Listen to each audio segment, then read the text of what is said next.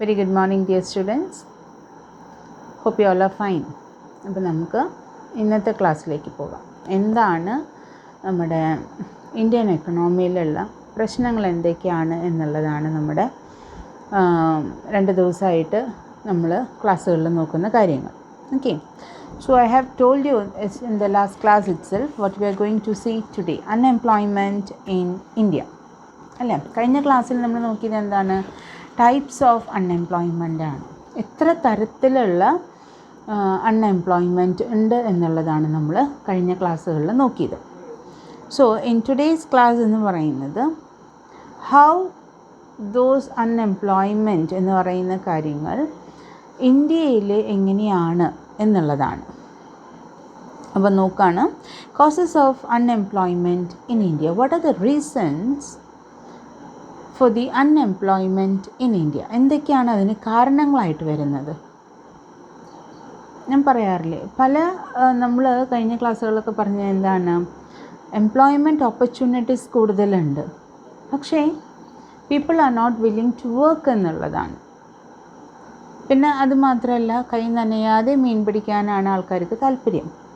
അപ്പോൾ അവരുടെ ഉദ്ദേശം എന്താണ്? കുറേയും കൂടി ദറ്റ് ഈസ് ഏറ്റവും fastest way of earning money ഏതാണോ, that is what the people are looking for. കാരണം the world is going so fast.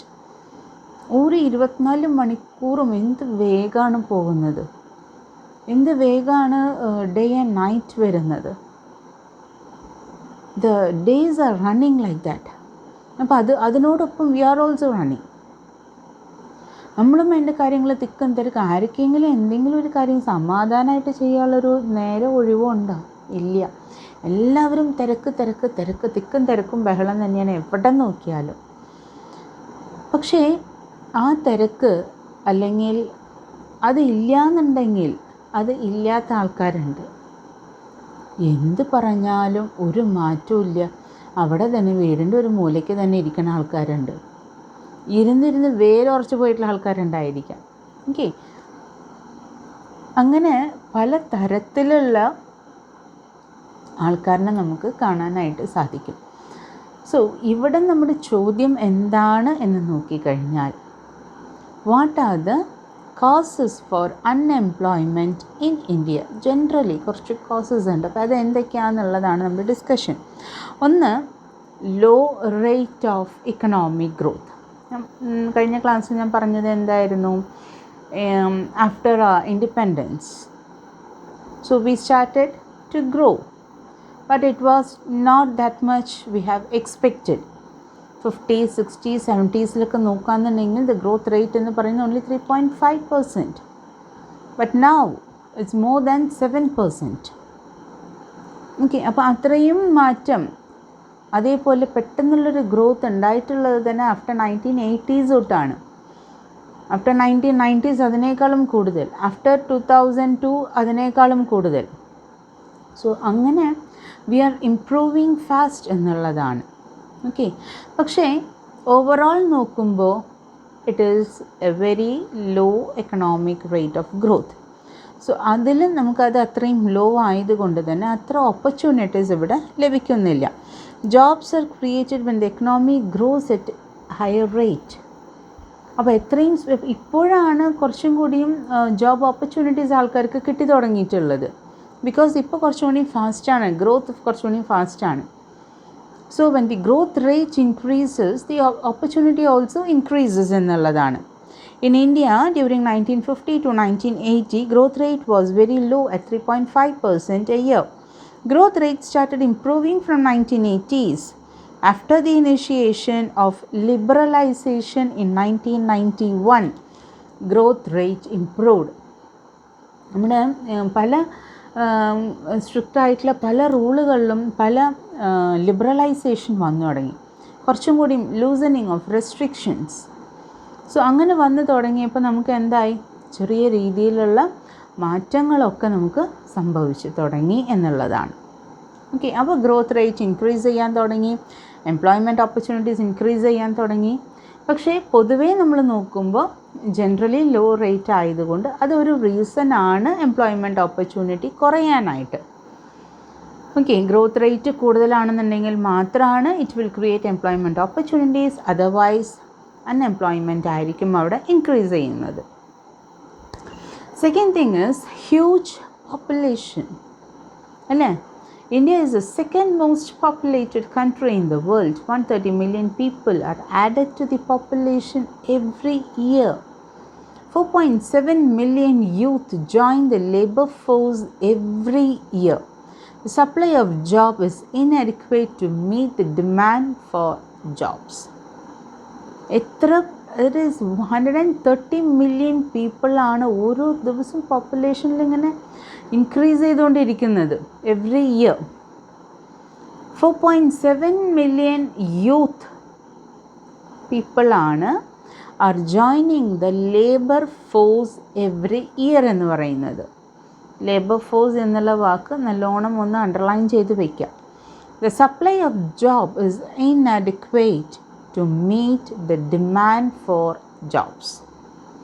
അപ്പം നമ്മൾ കൊടുക്കുന്ന job, the supply of job എന്ന് പറയുന്നത് ആൾക്കാരുടെ ഡിമാൻഡ് അനുസരിച്ച് നോക്കുമ്പോൾ it is insufficient to meet the demand എന്നുള്ളതാണ്.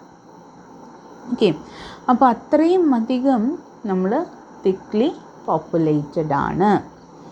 And third one is predominance of agriculture. Even now 50% of the workforce is employed in agriculture. And agriculture എന്ന് പറയുന്നത് is only a seasonal jobs, mainly during sowing and harvesting. Agriculture എന്ന് പറയുമ്പോൾ തന്നെ seasonal ജോബാണ്. Almost 50% of the people are engaged in those things. And during the slack season, അതായത് നമുക്കൊരു of സീസണിൻ്റെ സമയത്ത് നോക്കുകയാണെന്നുണ്ടെങ്കിൽ unemployment increases എന്നുള്ളതാണ്. Fourth one, low levels of education and skills. Sizable segment of the youth have only low levels of education and skills. വളരെ കുറച്ച് ആൾക്കാർക്ക് മാത്രമാണ് ചെറിയ രീതിയിലുള്ളൊരു എഡ്യൂക്കേഷനും അതേപോലെ തന്നെ സ്കിൽഡ് ആയിട്ടുള്ള പേഴ്സണും ഉള്ളത്.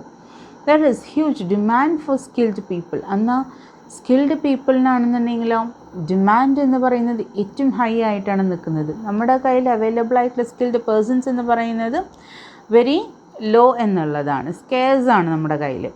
There is huge demand for skilled people in many businesses, but youth with skills are in short supply. So young people, the young blood എന്ന് പറയുന്നത് വളരെ കുറവാണ്. സ്കിൽഡ് പേഴ്സൺസിൽ നോക്കുകയാണെന്നുണ്ടെങ്കിൽ കമ്പാരിറ്റീവ്ലി നമുക്ക് സ്കേഴ്സ് ആണ്. Even many so called educated persons who are unemployed are actually unemployable. So the persons who are not educated, അതല്ലാന്നുണ്ടെങ്കിൽ even educated ആയാൽ പോലും ദേ ആർ നോട്ട് സ്കിൽഡ്. അപ്പോൾ അവരിനെ നമുക്ക് പണിക്കെടുക്കാനായിട്ട് സാധിക്കില്ല. അതാണ് നോട്ട് എംപ്ലോയബിൾ അല്ലെങ്കിൽ അൺഎംപ്ലോയബിൾ എന്ന് നമ്മൾ പറയുന്നത്. And then is decline of traditional industries.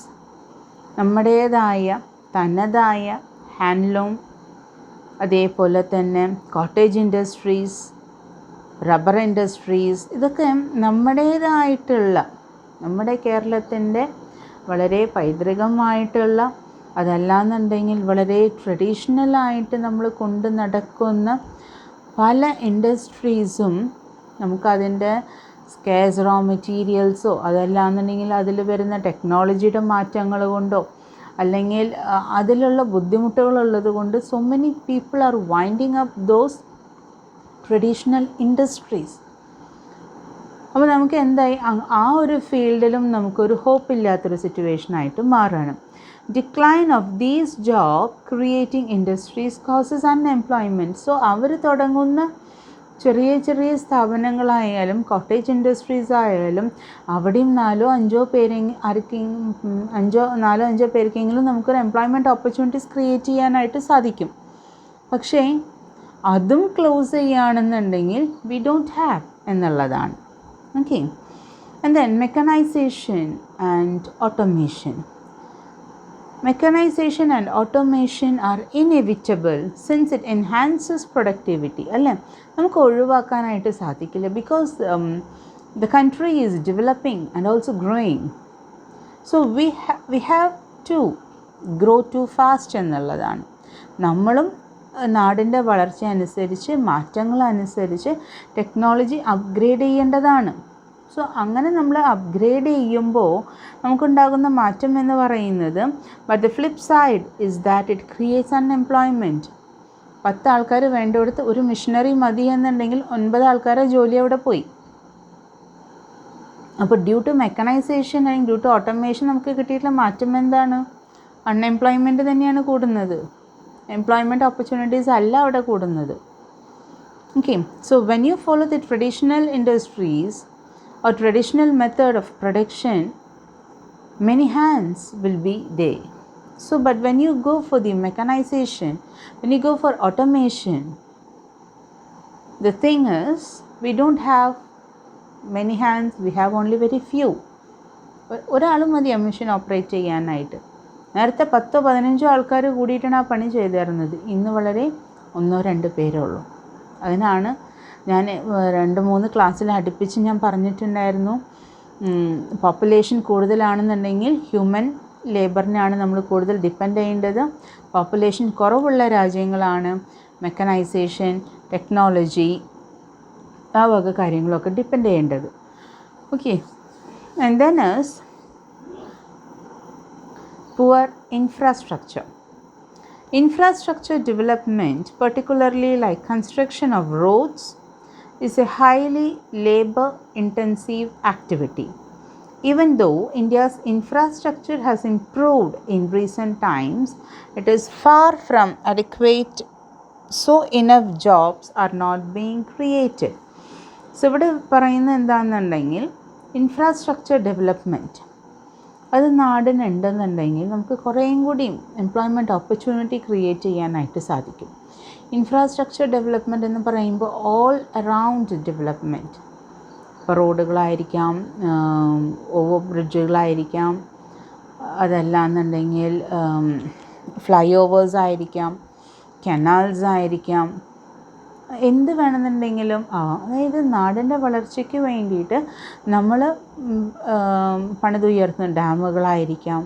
So ഇങ്ങനെ വരുന്ന ഇൻഫ്രാസ്ട്രക്ചറൽ ഫെസിലിറ്റീസ്, ഓക്കെ, അതിലൊക്കെ നമുക്ക് ഏറ്റവും കൂടുതൽ ലേബർ ഇൻറ്റൻസീവാണ്. ടെക്നോളജി ഇൻറ്റൻസീവ് അല്ലെങ്കിൽ ക്യാപിറ്റൽ ഇൻറ്റൻസീവ് അല്ല, അവിടെ വരുന്നത് ലേബർ ഇൻറ്റൻസീവാണ്. സോ അങ്ങനത്തെ എന്തെങ്കിലും ആക്ടിവിറ്റീസ് ഇമ്പ്രൂവ് ചെയ്തിട്ടുണ്ടെങ്കിൽ നമുക്ക് ജോബ് ഓപ്പർച്യൂണിറ്റീസ് ഇൻക്രീസ് ചെയ്യും. പക്ഷേ അതൊക്കെ എന്നാലും കമ്പാരിറ്റീവ്ലി കുറവാണ് എന്നുള്ളതാണ് പറയുന്നത്. The caste system, next one എന്ന് പറയുന്നത് നമ്മുടെ സ്വന്തം കാസ്റ്റ് തന്നെയാണ്. How much V R giving importance for that. The caste system which ordained certain jobs for certain caste prevented mobility of labor and caused unemployment. A person born into a particular caste was supposed to do the job of that caste only. Even though the caste system has weakened in recent times, it is still a dominant factor. അപ്പോൾ നമ്മൾ ഇപ്പോഴും cast ഇല്ല, cast നോക്കുന്നില്ല എന്ന് പറയുന്നുണ്ടെങ്കിലും എന്നാണോ ആ cast എന്ന് പറയുന്ന സംഭവം നമ്മുടെ ആപ്ലിക്കേഷനിൽ നിന്ന് മാഞ്ഞു പോകുന്നു, അന്നാണ് നമുക്കതിൻ്റെ ഡിഫറൻസ് ഇല്ലാതാകുള്ളൂ.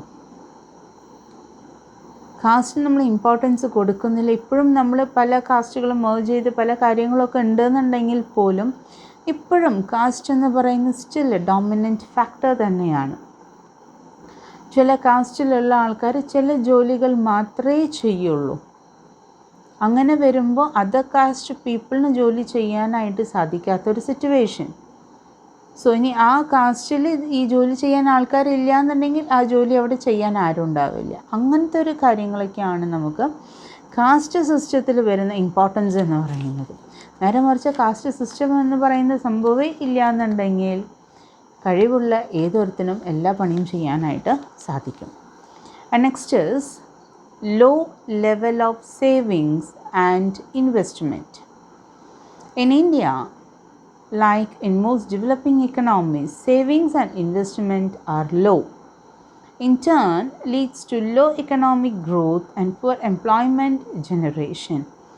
So, ആൾക്കാർക്ക് ഒരു സേവിങ് മെൻറ്റാലിറ്റി അത് എവിടെയെങ്കിലും കൊണ്ടുപോയി പുതിയ ബിസിനസ് ഓപ്പർച്യൂണിറ്റീസിൽ കൊണ്ടുപോയിട്ട് ഇൻവെസ്റ്റ് ചെയ്യുക, ഇതൊന്നും ആർക്കും തന്നെ വലിയ താല്പര്യമില്ലാത്തൊരു കാര്യമാണ്.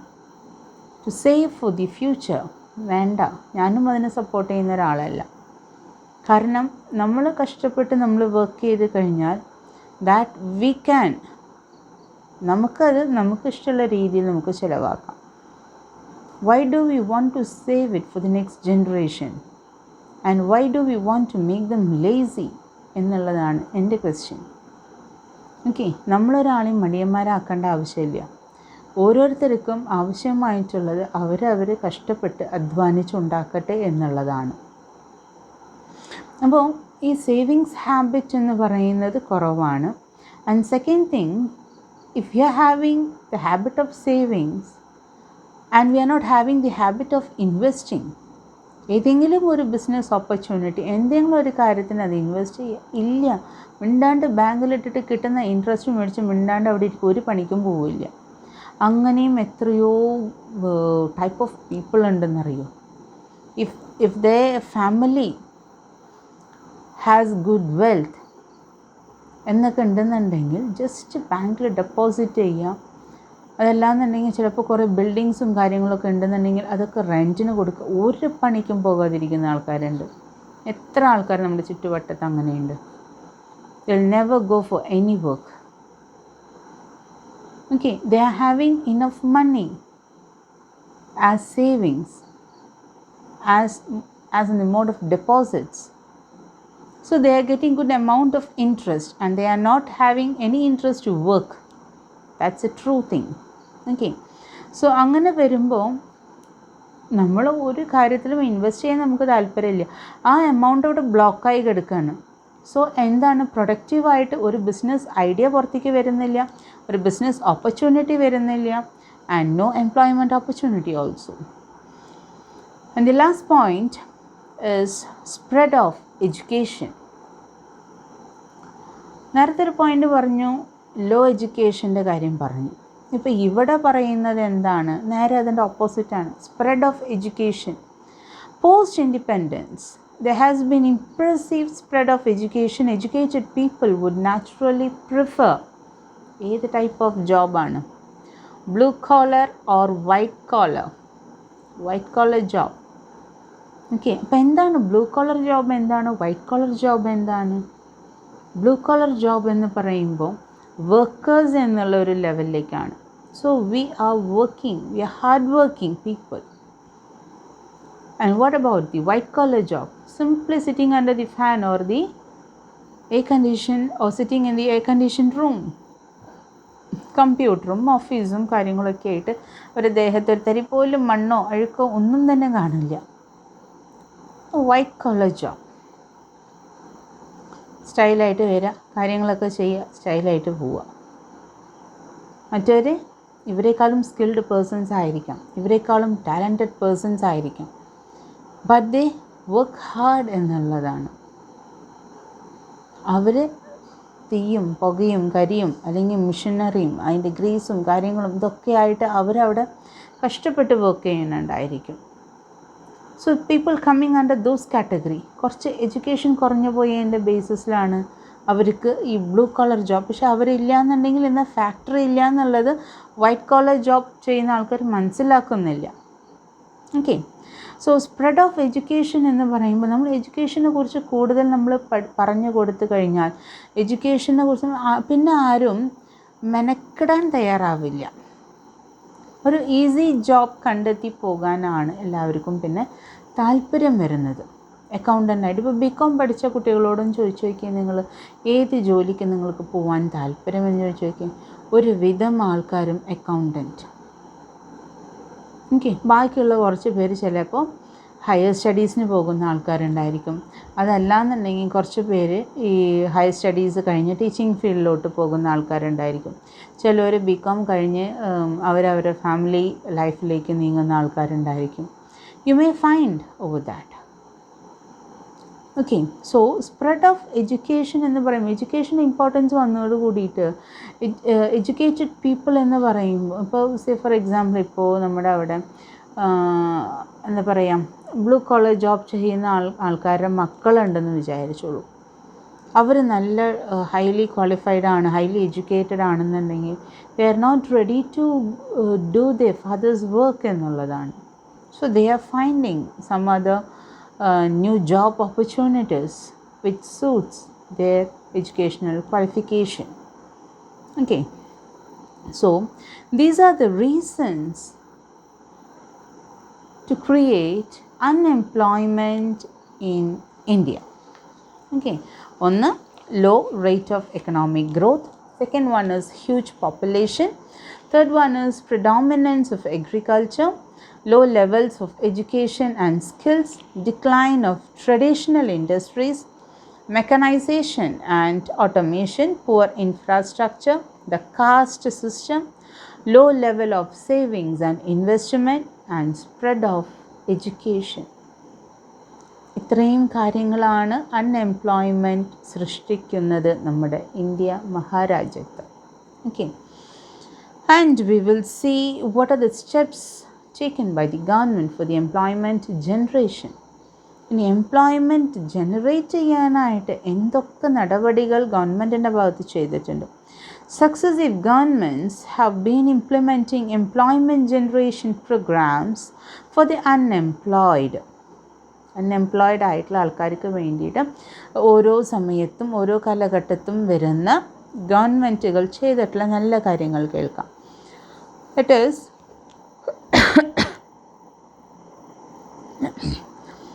Integrated Rural Development Program IRDP, Jawahar Rozgar Yojana, Jawahar Gram Samriddhi Yojana, Rural Housing, Indira Awas Yojana, Food for Work Program, Sambhurna Gramin Rozgar Yojana, Mahatma Gandhi National Rural Employment Guarantee Act, National Food for Work Program, National Rural Livelihood Mission, Pradhan Mantri Kaushal Vikas Yojana.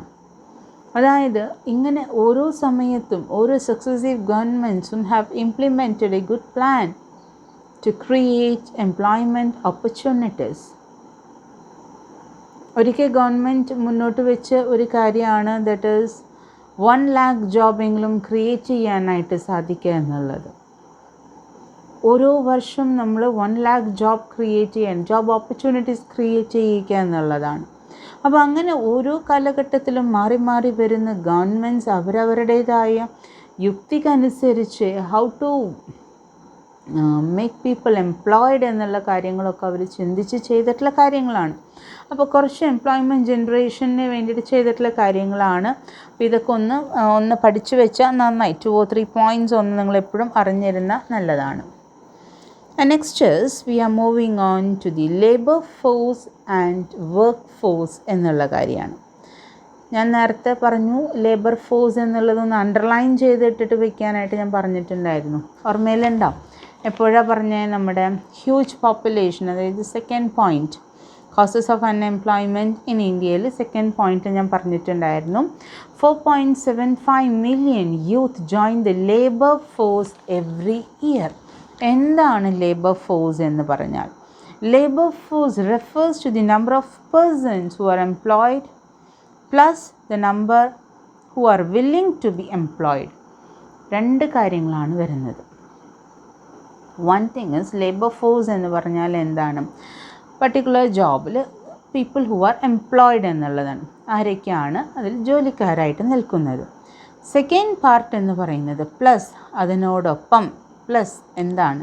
Persons who are willing to be employed. നമ്മളും ജോലിക്കാരാവാനായിട്ട് എത്ര പേര് ആഗ്രഹിക്കുന്നുണ്ടോ അവരും കൂടി add ചെയ്യുമ്പോഴാണ് total labour force നമുക്ക് ലഭിക്കുന്നത്. ലേബർ സപ്ലൈ എന്ന് പറയുന്നത് is always expressed with reference to a wage rate. It is the supply of labor at a particular wage rate. Labour supply എന്ന് പറയുന്നത് നമുക്ക് ഒരു പർട്ടിക്കുലർ വേജ് റേറ്റിൽ എത്രത്തോളം നമുക്ക് ലേബർ സപ്ലൈ ഉണ്ട് എന്നുള്ളതാണ്, കാൽക്കുലേഷനാണ് നമുക്കതിൽ വരുന്നത്. Distinction between labour force and workforce is important. everyone in an economy is not expected to work. അല്ലേ, everyone in an economy is not expected to work. Children, old people and the physically or mentally handicapped persons are not expected to work. നമുക്ക് കുറച്ചൊരു ഗ്രൂപ്പുണ്ട്, അതായത് നമ്മൾ പ്രതീക്ഷിക്കുന്നില്ല അവർ ജോലിക്കാരാകണം എന്നുള്ളത്. ഒന്ന് children, അല്ലേ, കുട്ടികളെ കൊണ്ട് നമ്മളൊരു പണിയെടുപ്പിക്കാൻ പാടില്ല എന്നുള്ളതാണ്. സോ അവരുടെ പ്രായത്തിൽ അവർ പഠിക്കേണ്ട ആൾക്കാരാണ്. Let them go and learn. After that അവരുടെ livelihood and not at their age. Children ഏജിൽ നിൽക്കുന്ന സമയത്ത് അവർക്ക് നമ്മൾ ഒരു ജോലികളിലേക്കും അവർ ഏർപ്പെടാനായിട്ട് പാടില്ല. And second thing is the old people after 60 years അവരിനാണ് നമ്മൾ ഉദ്ദേശിക്കുന്നത്. പക്ഷേ ഇന്ന് ഏറ്റവും കൂടുതൽ ആക്റ്റീവായിട്ട് വർക്ക് ചെയ്യുന്നത് എബവ് 60 ആണ്. ഏറ്റവും കൂടുതൽ മോശമായിട്ട് വർക്ക് ചെയ്യുന്നത് ബിലോ എന്താ പറയുക 25, 30, 35, 40 ഇതൊക്കെ ഒന്നും ഇല്ല എന്നുള്ളൊരവസ്ഥയാണ്. ചിൽഡ്രൻ, ഓൾഡ് പീപ്പിൾ, ഇനി അതേപോലെ തന്നെ ഫിസിക്കലി അതല്ലാന്നുണ്ടെങ്കിൽ മെൻ്റലി ഹാൻഡിക്യാപ്ഡ് ആയിട്ടുള്ള ആൾക്കാർ, ഇവരെയും നമ്മൾ എക്സ്പെക്റ്റ് ചെയ്യുന്നില്ല. We are not expecting those people to work എന്നുള്ളതാണ്. So these categories are excluded. അപ്പം നമ്മൾ ഇവരിനൊന്നും ഇൻക്ലൂഡ് ചെയ്യുന്നില്ല, ഇവരിനൊക്കെ മാറ്റി നിർത്തിയിട്ടാണ്. Others can and should work. This constitute labor force or potential labor force. അപ്പോൾ ബാക്കിയുള്ള ആൾക്കാർ നിർബന്ധമായിട്ടും they have to get employed എന്നുള്ളതാണ്. ഓക്കെ, ഫ്രം ദാറ്റ് അപ്പോൾ നമുക്കറിയാൻ പറ്റും ബാക്കി അതാണ് പൊട്ടൻഷ്യൽ ലേബർ ഫോഴ്സ് എന്നത്. ഇനി അതിൽ എത്ര പേരുണ്ടെന്നുള്ളത് നമുക്ക് നോക്കാം. The labour force, many are employed but some are unemployed. But whether employed or unemployed, those who are working or willing to be employed constitute the labor force. അവർ നമുക്കത് പറഞ്ഞു, കുറച്ച് പേര് എംപ്ലോയിഡ് ആണ്, കുറച്ച് പേര് അൺഎംപ്ലോയിഡ് ആണ്. പക്ഷേ ലേബർ ഫോഴ്സ് എന്ന് പറയുമ്പോൾ രണ്ടും വരുന്നുണ്ട്. That is persons who are എംപ്ലോയിഡും വരുന്നുണ്ട്, അതേപോലെ തന്നെ persons who are willing to be എംപ്ലോയിഡും വരുന്നുണ്ട്. And then we can define labor force as those who are actually engaged in economically productive activities as well as those who can be so engaged. In the case of workforce, we consider only those who actually work. Labor force എന്ന് പറയുമ്പോൾ persons who are employed and persons who are willing to be employed എന്നുള്ളതാണ്. പക്ഷേ work force എന്ന് പറഞ്ഞു കഴിഞ്ഞാൽ the persons who are actually employed അവരാണ് നമുക്കിതിൽ വരുന്നത്.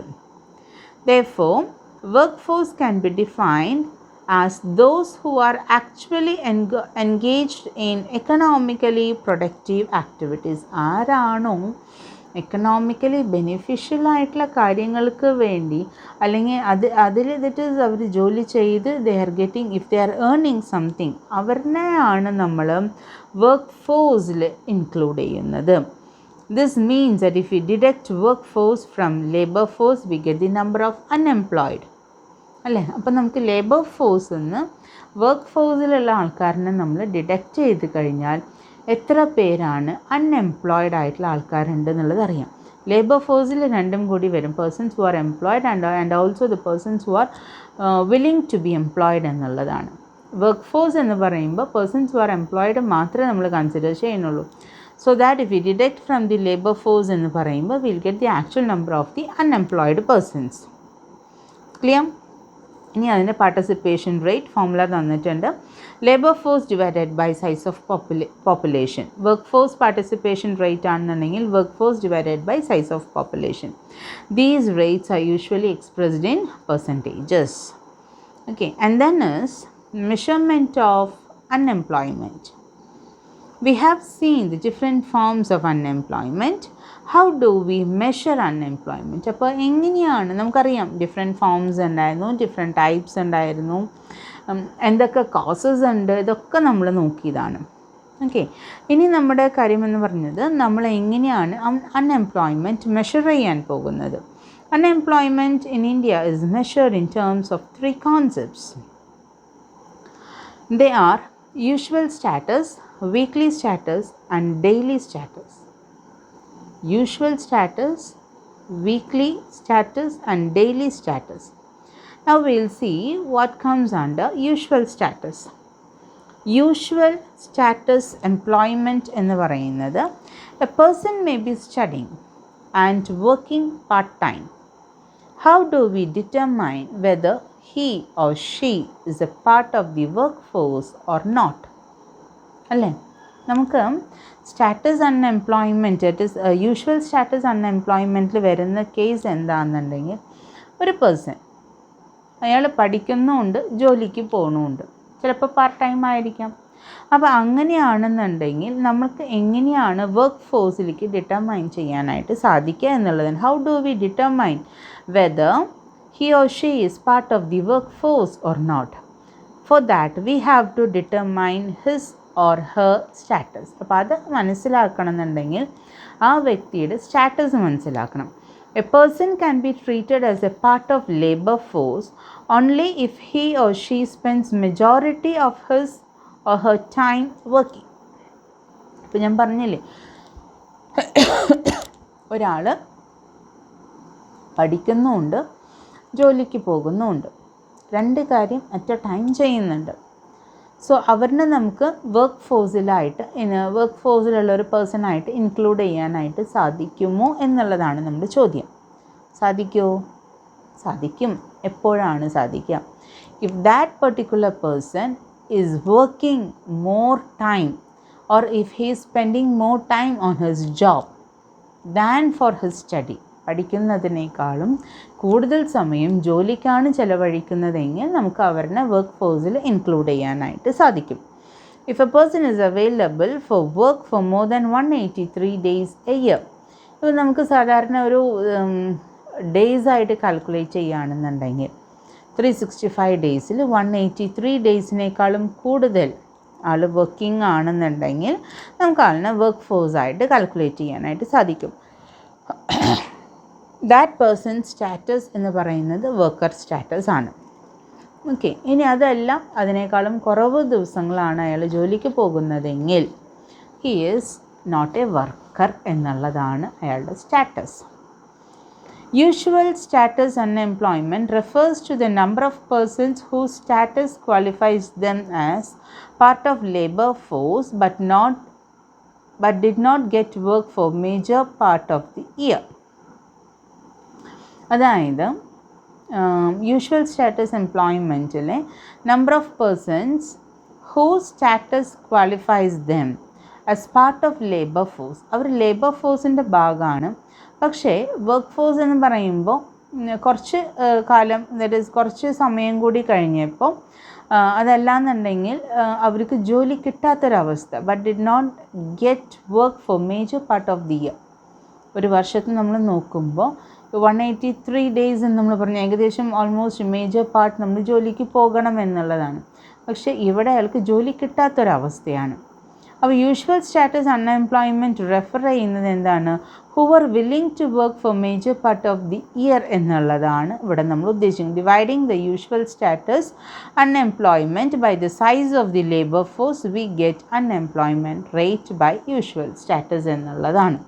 ഓക്കെ, അപ്പോൾ നമുക്ക് യൂഷ്വൽ സ്റ്റാറ്റസ് അൺഎംപ്ലോയ്മെൻറ്റ് എന്ന് പറയുന്നത് by the size of the labour force കൊണ്ട് ഡിവൈഡ് ചെയ്യാം. ഡിവൈഡ് ചെയ്ത് കഴിഞ്ഞാൽ unemployment rate by usual status എത്രയാണെന്നുള്ളത് നമുക്ക് കാൽക്കുലേറ്റ് ചെയ്യാനായിട്ട് സാധിക്കും. ഇനി വീക്ക്ലി സ്റ്റാറ്റസ് അൺഎംപ്ലോയ്മെൻ്റ് ആണ്. The rate of unemployment in India is measured by the National Sample Survey Organization NSSO conduct survey to determine unemployment. Weekly status unemployment എങ്ങനെയാണ് determine ചെയ്യുന്നത് നോക്കാം. On the basis of whether the person surveyed was employed or unemployed during the week before the survey. അപ്പോൾ ഈ survey നടത്തുന്നൊരു സമയമുണ്ട്, ആ ആ സർവേയുടെ ഒരാഴ്ച മുമ്പെങ്കിലും ഇയാൾ ജോലിക്ക് കയറിയിട്ടുണ്ടോ എന്നുള്ളത് നോക്കാം. Dividing the weekly status unemployment by the size of the labour force, total labour force.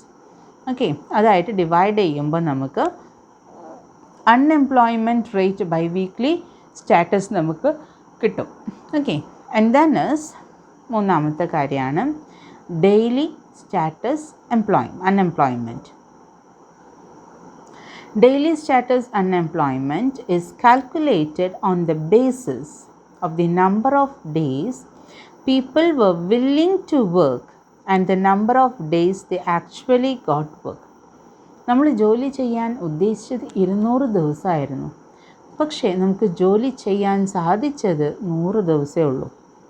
So daily status unemployment എന്ന് പറയുന്നത് number of man days people were willing to work but did not get work. Okay, dividing daily status unemployment by the number of available man days, we get unemployment rate by the daily status എന്നുള്ളതാണ്. അപ്പം അങ്ങനെയാണ് നമുക്ക് 3 കാര്യങ്ങൾ വരുന്നത്. ഒന്ന് നമ്മുടെ usual status, മറ്റൊന്ന് weekly status, and third one is daily status. Daily status എന്ന് പറയുന്നത് നമുക്ക് ആഗ്രഹമുണ്ട് 180 ദിവസമെങ്കിലും 190 ദിവസമെങ്കിലും അല്ലെങ്കിൽ 185 ദിവസമെങ്കിലും ജോലിക്ക് പോകണമെന്ന് ആഗ്രഹമുണ്ട്. പക്ഷേ നമുക്കത് ചില സമയത്ത് ജോലി ഉണ്ടാവില്ല, കിട്ടിയിട്ടുണ്ടാവില്ല. അതല്ലാന്നുണ്ടെങ്കിൽ അതിൻ്റെ എന്തെങ്കിലും പ്രശ്നങ്ങളുണ്ട്. ഓക്കെ, നമുക്ക് എന്താ പറയുക, ജോലി കിട്ടാത്തൊരവസ്ഥയാണെന്നുണ്ടെങ്കിൽ അതിനെ വെച്ച് നമ്മൾ ഡിവൈഡ് ചെയ്യുമ്പോൾ നമുക്ക് ഡെയിലി സ്റ്റാറ്റസിലുള്ള അൺഎംപ്ലോയ്മെൻറ്റിൻ്റെ റേറ്റ് നമുക്ക് കിട്ടും. ഓക്കെ, സോ ഇതൊക്കെയാണ് നമുക്ക് ലേബർ ഫോഴ്സും വർക്ക് ഫോഴ്സും അതേപോലെ തന്നെ how do we measure of unemployment എന്നുള്ള കാര്യത്തിൽ നമുക്ക് കിട്ടുന്നത്. ഓക്കെ, നെക്സ്റ്റ് ക്ലാസ് എന്ന് പറയുന്നത് unemployment rate according to the latest നമ്മുടെ നാഷണൽ സാമ്പിൾ സർവേ ഓർഗനൈസേഷൻ ആണ്. അതിനെക്കുറിച്ചിട്ടും പോവർട്ടീനെ കുറിച്ചിട്ടും ഒക്കെയാണ് ഇനി അടുത്ത ഫർദർ ക്ലാസ്സുകളിൽ നമ്മൾ നോക്കാൻ ഉദ്ദേശിക്കുന്നത്. ഓക്കെ, അപ്പോൾ ഇതിൽ വലിയ കാര്യമായിട്ടുള്ള ഡൗട്ട് ഉണ്ടാകണമെന്നില്ല. ഡൗട്ട് ഉണ്ടെന്നുണ്ടെങ്കിൽ മക്കൾ ചോദിക്കാം.